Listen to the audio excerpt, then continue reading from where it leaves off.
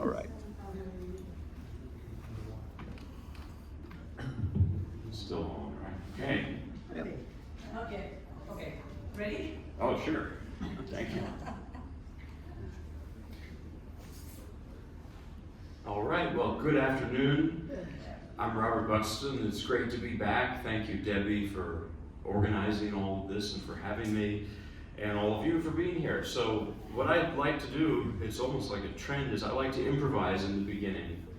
It sets the mood in a way, and there are all different kinds of ways to improvise. Some of you might know my wife, Shoko, who's the music, she plays piano and organ down the road at the Elon Community Church, and there was a painter recently, and they asked me, would you improvise while the painter paints? And I thought, well, why not? It was kind of a really interesting experience. Wow. Another interesting experience that maybe I'm starting to regret agreeing to, I'm kidding, but is someone said, we're going to do a silent movie showing. Would you improvise for that? Oh. So I've been preparing. Yes, you have to practice improvising even though it's spontaneous. So it's more just practicing being spontaneous. If that makes any sense, it doesn't even make sense. But how about we do this today? If you give me like 4 or 5 random notes, don't worry if you don't read music. A, B, C, D, E, F, G, that's all. You can sharpen flat them if you like, but that's really it. Random notes, just shout them out. D. D. G sharp. Was that G sharp? G sharp? Okay. E flat. It's getting a little odd. I like it. Good. You, C. how about that? Sounds good. That's a little weird, and I like it. Here we go.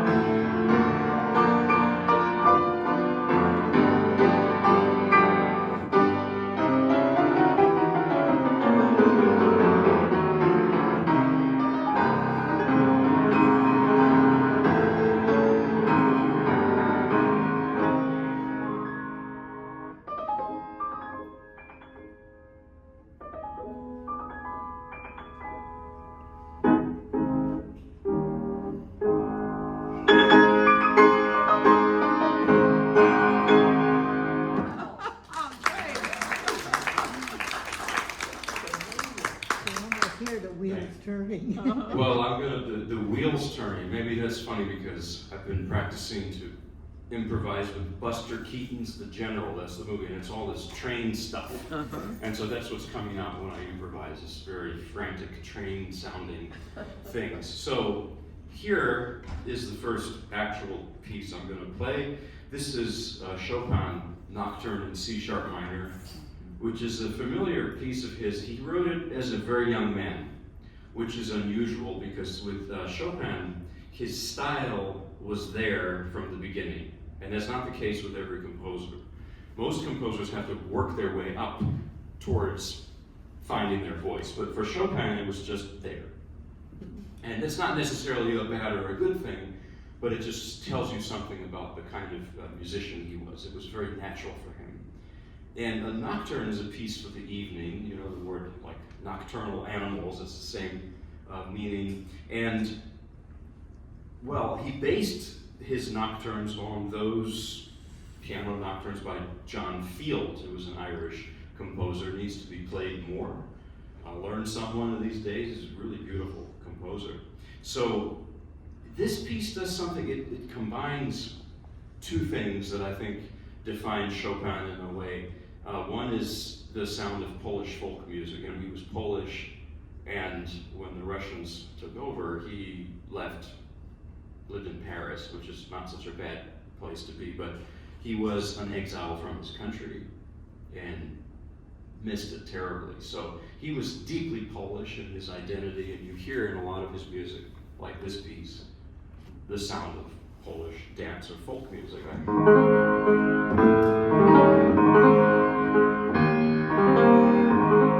It's there. And then the other thing was his lifelong love of Italian opera. And while in Paris, he would go hear all the latest bel canto operas by Bellini and Donizetti. And to have an Italian opera aria, you have to have an orchestral accompaniment, something like this. And then on top of that, the soprano or the prima donna sings a melody.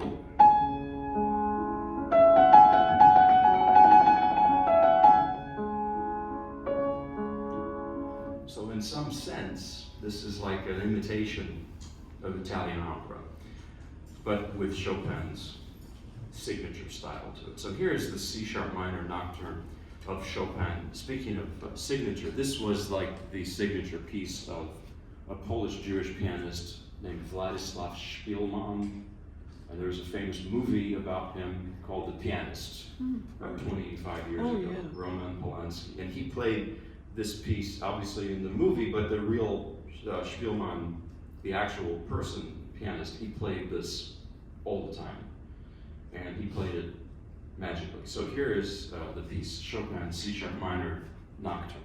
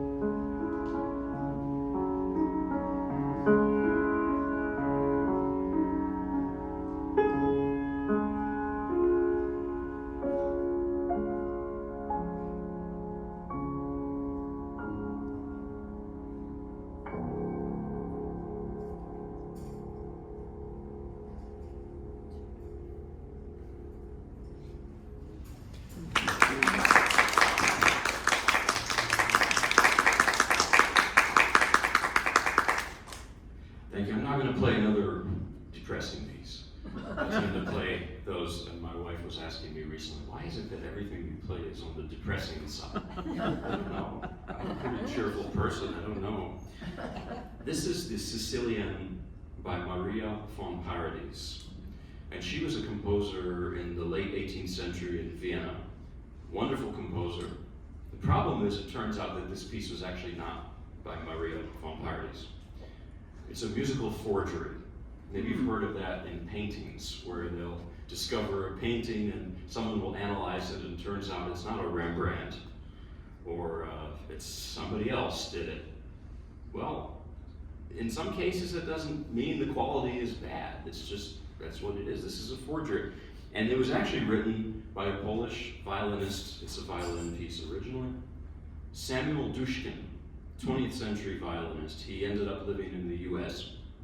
He was Jewish, he escaped anti-Semitism.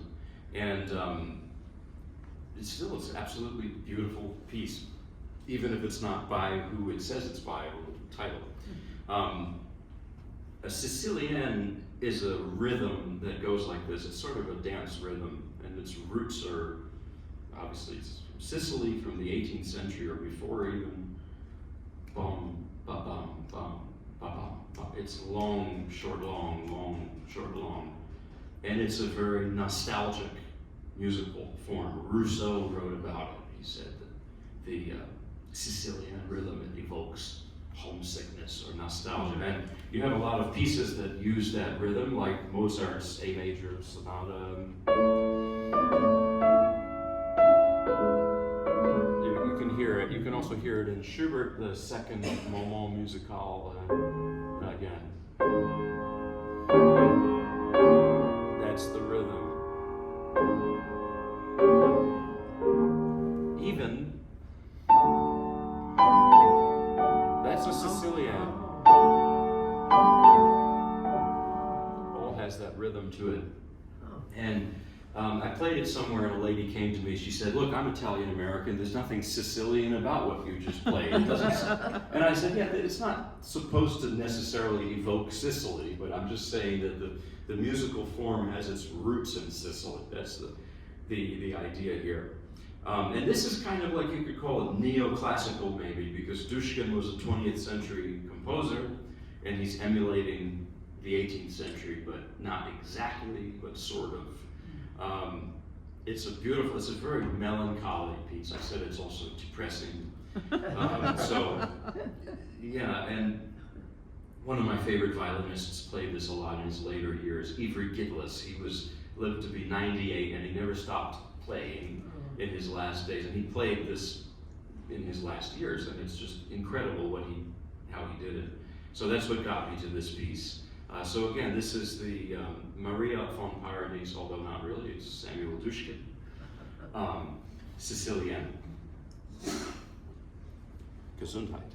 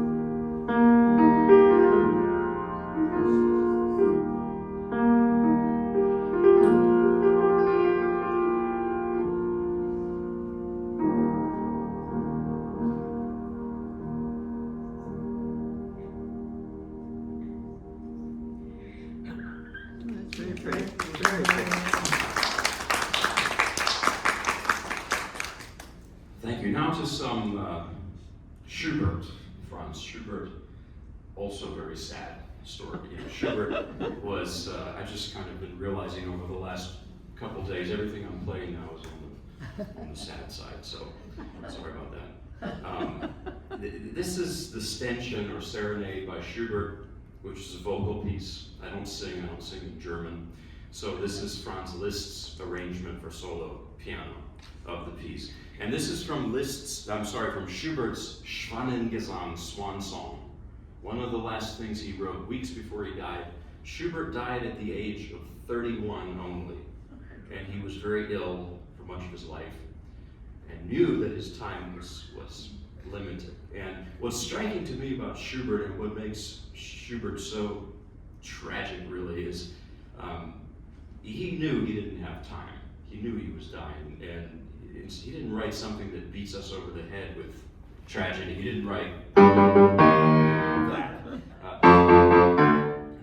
I like to contrast Schubert with Beethoven because, you know, both geniuses obviously, and they were contemporaries, and they were so different in many ways. Even though Schubert felt that he was under the shadow of Beethoven and he was trying to emulate Beethoven, he was even afraid to speak to Beethoven in the coffee houses of Vienna. He would sit far back from him and stare at him and was afraid to even approach the great master.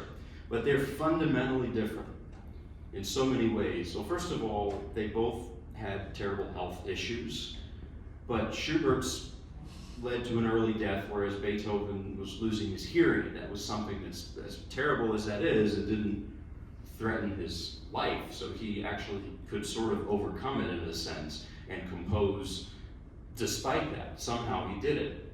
Also, I think Beethoven was he was older. He was born in 1770. Schubert was born in 1798, so there's a little generational difference.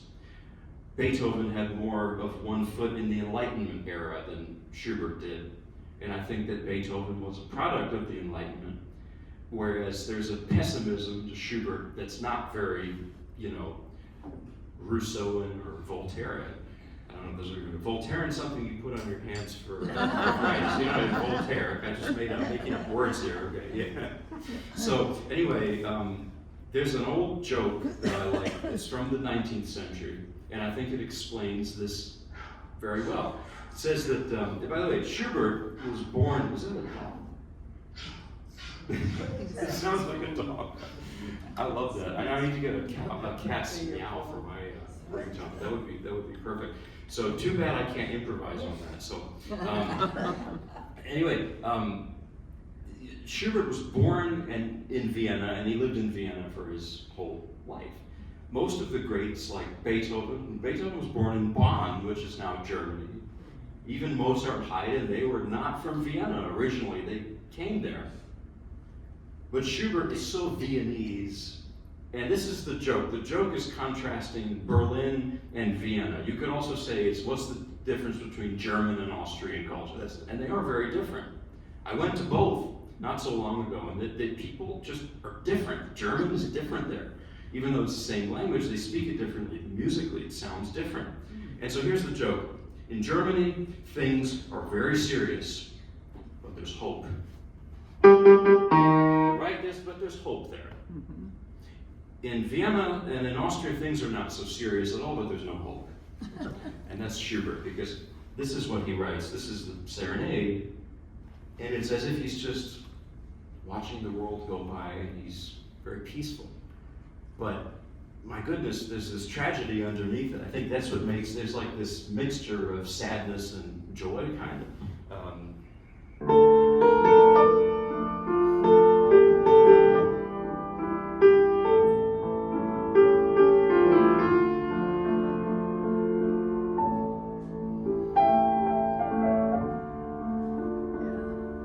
So here is the Serenade Stanchion by Schubert, arranged by Liszt for piano.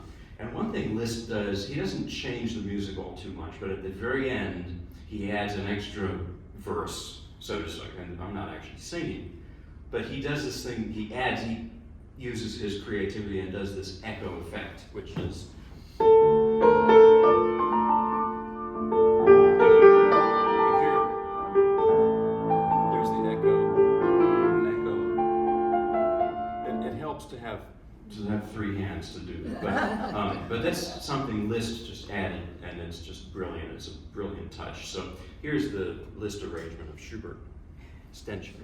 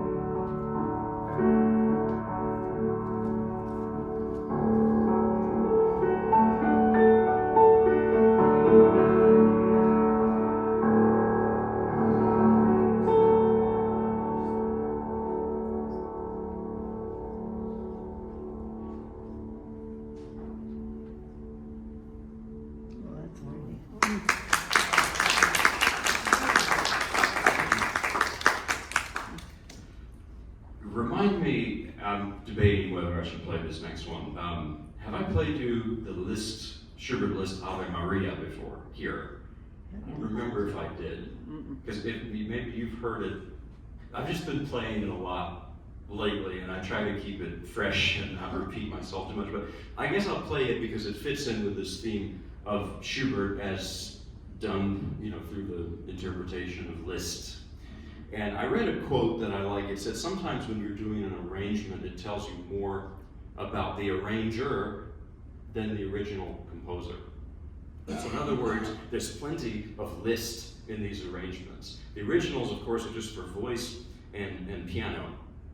And the Ave Maria by Schubert, he wrote it several years before he died. So going back in time a little, he died in 1828.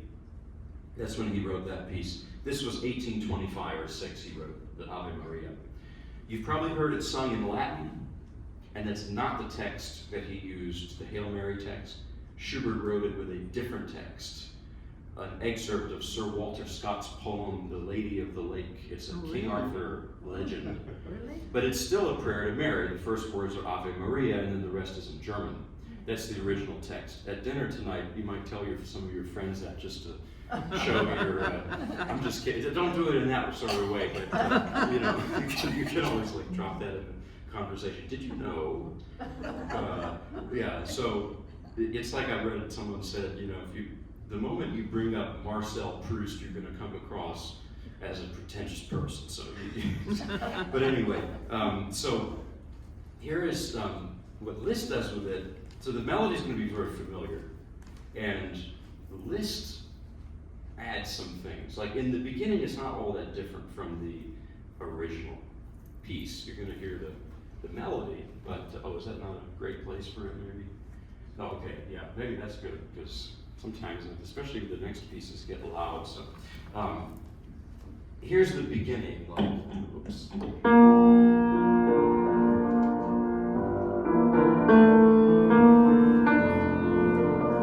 Pretty familiar, but then look at the middle towards the end. You have something like.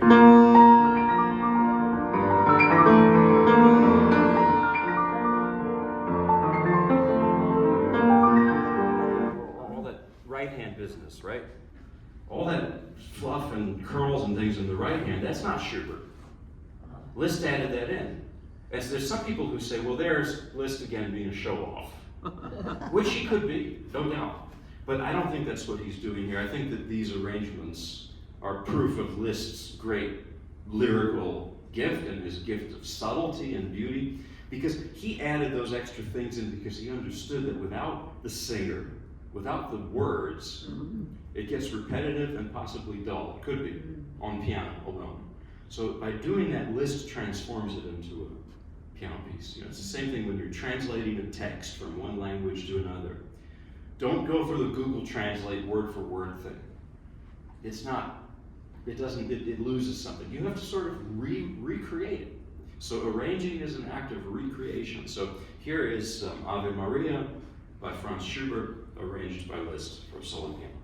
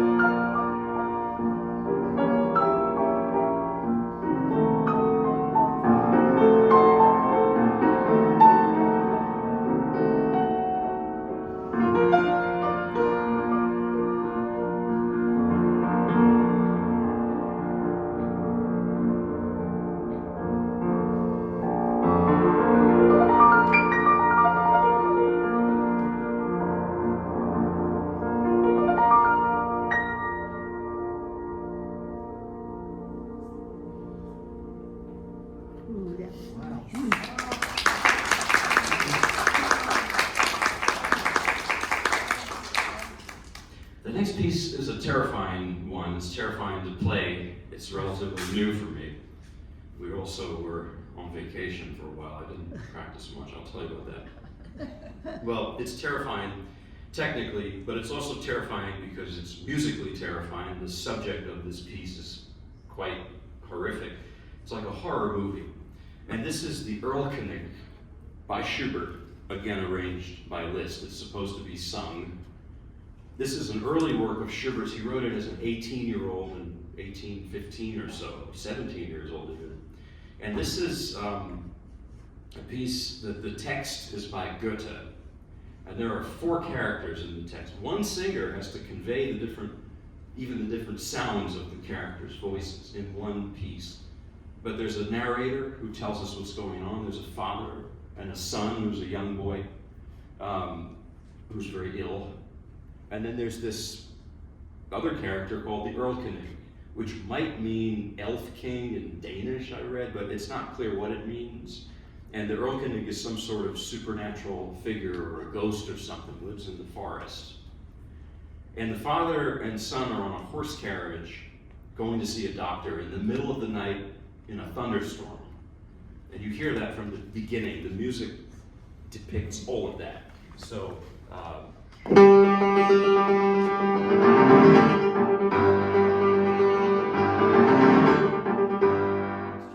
from the beginning, you can imagine the rain and the trees violently, going back and forth with the wind. And the piece is a dialogue. The son keeps telling the father in German, he says, mein Vater, he says, I hear this ghost talking to me, and he's telling me to come to him. Of course, the Erlkönig represents death. The father keeps reassuring the son, mein Sohn. This is the father's part, you'll hear it. Mein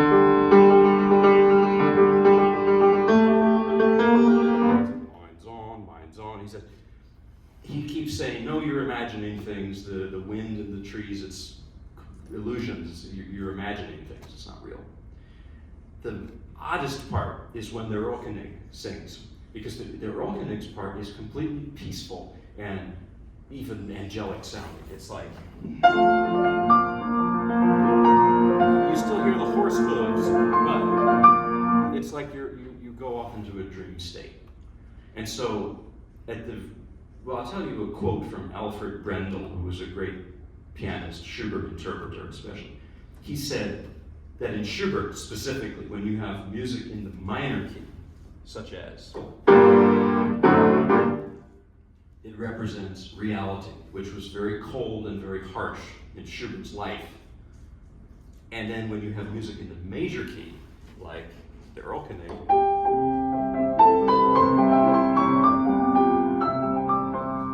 it represents a world of dreams and illusions. Because the story of this piece, at the very end, the narrator tells us that the boy died on the horse carriage. Schubert lived this piece. He had a terrible illness himself, and he felt probably that he was constantly in a dialogue with death, and he died at 31. So he lived this piece. And also about this, what was I going to say? Liszt played this arrangement in a lot of his early concerts, just all the time. It was one of his signature pieces, really. Erlkönig, Schubert, Liszt. Yeah, the story and the music. Try to imagine if you were used to Mozart and you heard this. And then you hear, it's just a completely different world. And this is also post-French Revolution, everything was different in this time. And so, this is like, I mentioned horror movies. The genre of horror was very popular at this time. Because this is right around the time you had Frankenstein. Mary Shelley wrote Frankenstein. When did Washington Irving write The Legend of Sleepy Hollow? It's all around this time. And there are still some people today, maybe me and my wife, who like horror movies. The good ones. There's some pretty bad ones. So this is like a horror movie. And I had a personal experience with this. We went to Mexico recently, and it was incredible, but it was so hot, so humid, and we have 2 toddlers. And I brought my keyboard with every intention to practice, and Didn't happen. But we were driving from on this highway at night through the rainforest, and there was a huge thunderstorm, and I thought about this piece because it's just you just imagine it. So here it is, very tricky. Coffee helps to play it. I should have.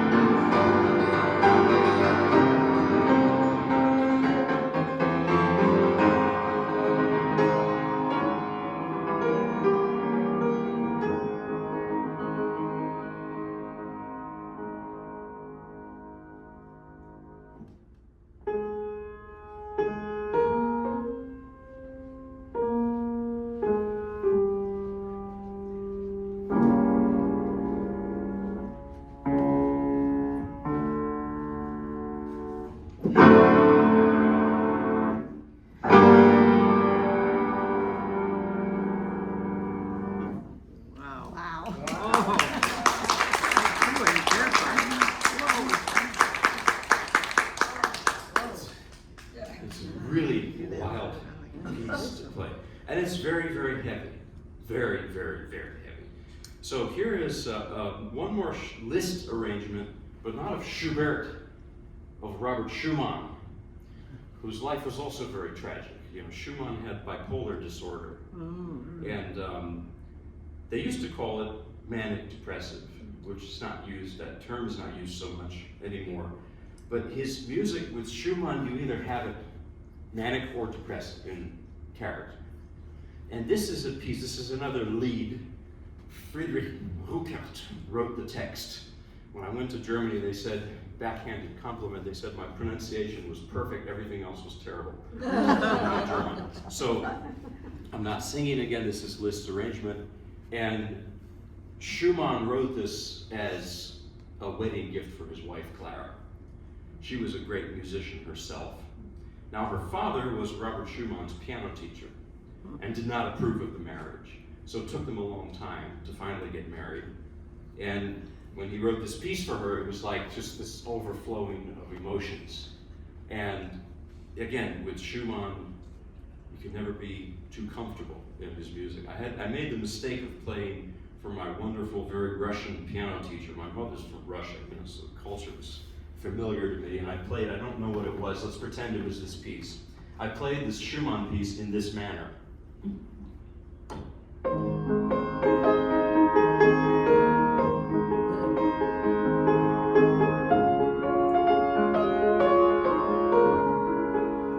He stopped me after about 4 seconds of it. No.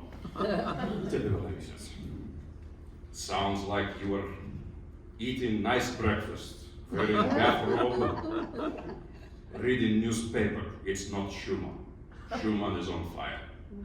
Schumann is on fire, and I never forgot that because that you can't play Schumann just too settled. He wasn't. And you know, with what he had, everything's on the edge of something. And this piece, you know, I think it depicts the feeling of being in love. You know, when you're in love, your adrenaline is going, you have butterflies in your stomach. And that's all there in this piece. So it's almost, this is like an exhilarating, manic thing. Sometimes I post videos online of my playing, and the rule of the internet is don't read the comments. So I read the comments, and somebody wrote too fast.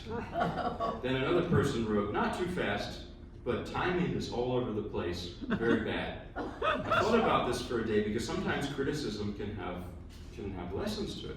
And I realized, you know, I think I believe the timing should be sort of erratic, because that's what I was saying about Schumann and what he was. It's just my belief. None of us really knows how this music ought to be played. Maybe there is no ought in this, but none of us who are alive today personally knew Schumann or Liszt or any of them. So here is the piece. By the way, Liszt and Clara Schumann hated each other.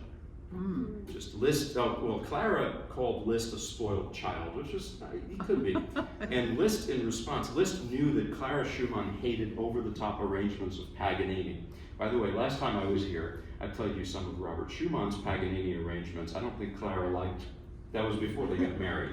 But anyway, when Liszt wrote his very over-the-top arrangements of Paganini, guess what he wrote on the title page? Dedicated to Clara Schumann. It's a practical joke. They were people, they had senses of humor too. So here is the piece.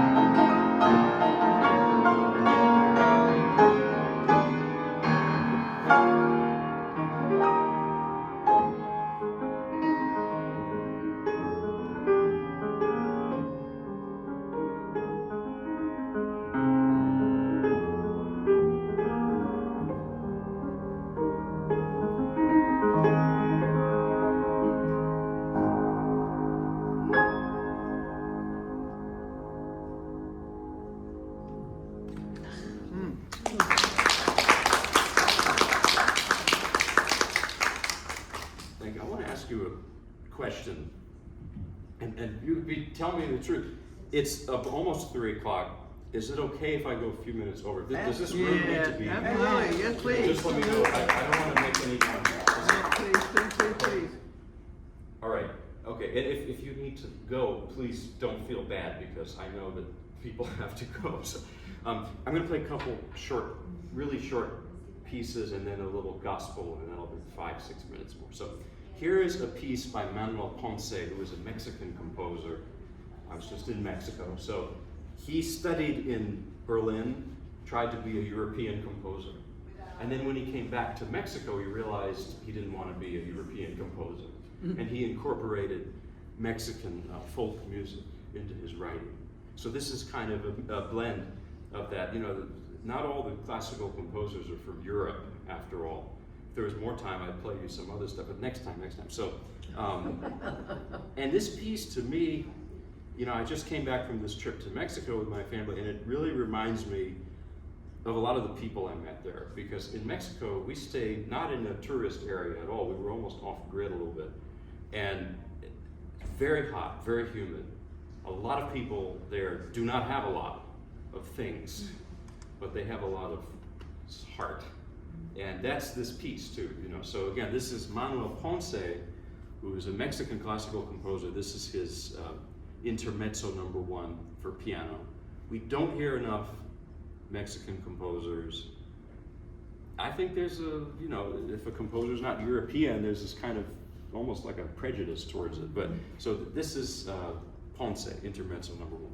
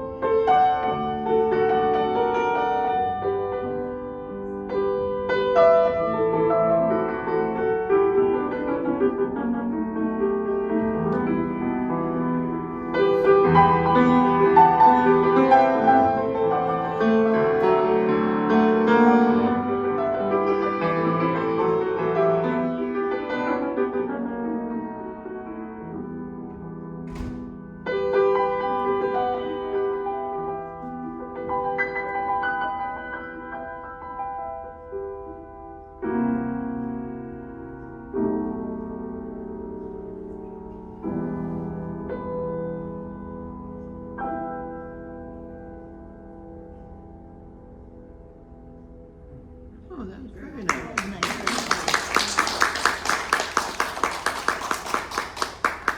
This is very quick. This is, speaking of hot climates, you might experience this outside in real life if you go. Flight of the Bumblebee by Rimsky-Korsakov. Oh. And this is arranged by a Hungarian gypsy pianist, György Cifra. He adds a lot to it. He changes it around. It even sounds like a swarm of hornets at some point, not just one bumblebee.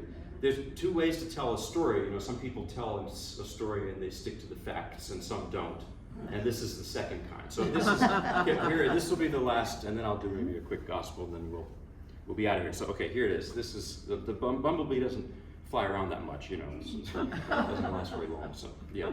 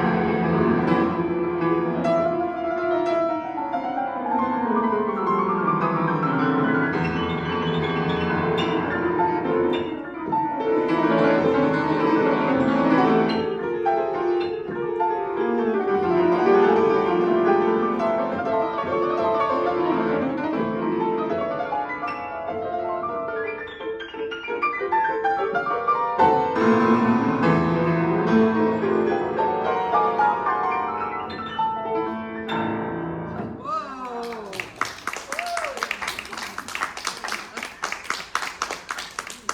Thank you. And to close, I'm going to play you a little gospel. This is Amazing Grace, and it's in a Southern gospel style, so here it is. Familiar melody.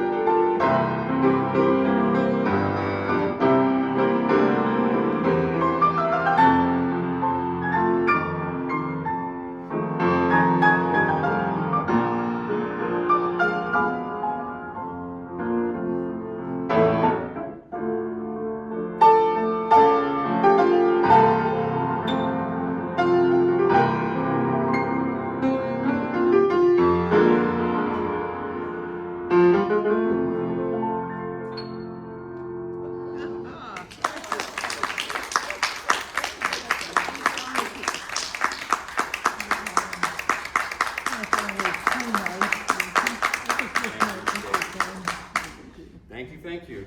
And Debbie not only is wonderful in general, but has a great taste in food. We met we ran into each other at this Indian restaurant, Curry Palace. You ever heard of it? Oh, yeah. If you haven't gone, go. So we both looked at each other like, yeah, I know why we're here.